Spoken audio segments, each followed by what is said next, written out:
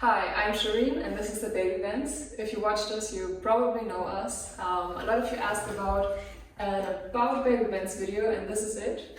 So this is a 190e with a 2.0 liter M102 engine. It has 4 cylinders and is a 5-gear manual operated car. This car was built in 1993, which makes it one of the last Babybenzes ever built, so it has a lot of features that other 190es don't have, for example the airbag or the SRS system, which make it a really safe car for that age. Before we go on, I wanted to make a little disclaimer. By no means is this a perfect classic car, because I'm a student, I finance myself, and this is a student car. I do whatever it takes to make it the perfect classic one day, but he has a little bit of rust, some scratches, that's fine by me for now. The color you see here is called 109 Blau-Schwarz Metallic, which translates to blue-black metallic. I own this car for 7 years now. I got it when I was 16 and couldn't drive it at that time, so he had to stay in the garage for 1 year, and we decided to do some little modifications in that year. And when I turned 17, I finally got my driver's license. Here in Germany, you're only allowed to drive with your parents when you're 17. And that's what I did a lot with that car, which was quite different from my driver's lessons car, which was a Hyundai E30. I drive this car because I basically grew up with my mom's silver 190e.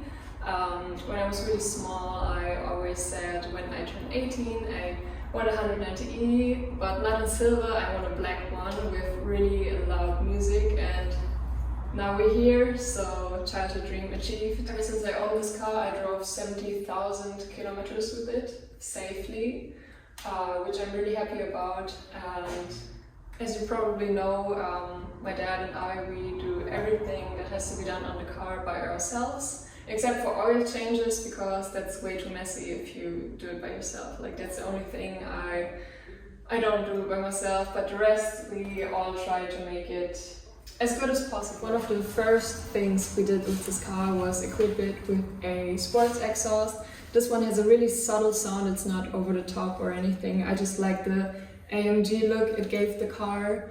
And later we did the whole exhaust, like from the front to the end, so everything is shiny and new.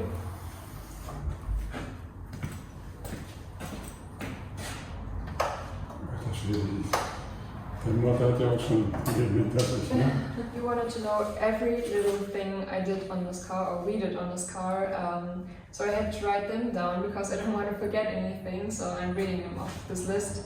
When I first got the car, we actually changed little things like new spark plugs, a new air filter, new radiator, various tubes for air and water flow, and later, like more recently, I got a new alternator, you know about the drama probably, a new pressure regulator, a new lambda sensor, both temperature sensors are new also, a new water pump, and yeah.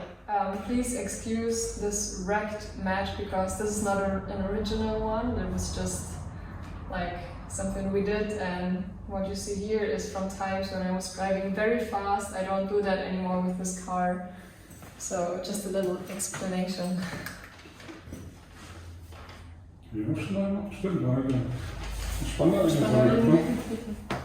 When I first got the car, I got it with the standard Gullydeckel rims, which are very classic, but I didn't really like those, so I opted for the AMG Monoblock 2. Those rims are originally not supposed to be on that car, but on the later C-Class, like the one after the 190e. Those are 17-inch. They fit in really nicely with the car, but on the passenger side of the car, mostly my very tall boyfriend or my tall dad sit there, so they're both quite heavy, and the fender actually slid the rubber of the wheel, but we fixed that. One of the very first things we did on this car was actually the LED light in the footwell.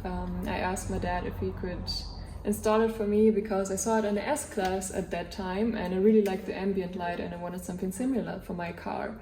And he actually connected it with the interior light wires, so once you open the door, the LED light starts to shine bright. It's like a welcome home function. Another thing we did before I could even drive the car, I believe, it was actually one of the first things, was those two subwoofers on the headrest.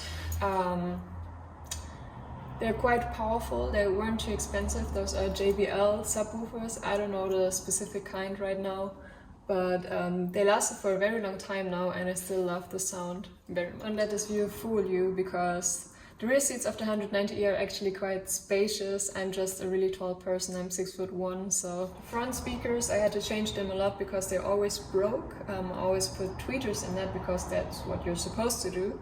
But 2 years ago I had the fantastic idea to put a mid-range speaker or mid-range speakers in the front, and it's actually a way nicer sound because you have a bit of depth from the front speakers, and they lasted for 2 years now, which is a record for front speakers.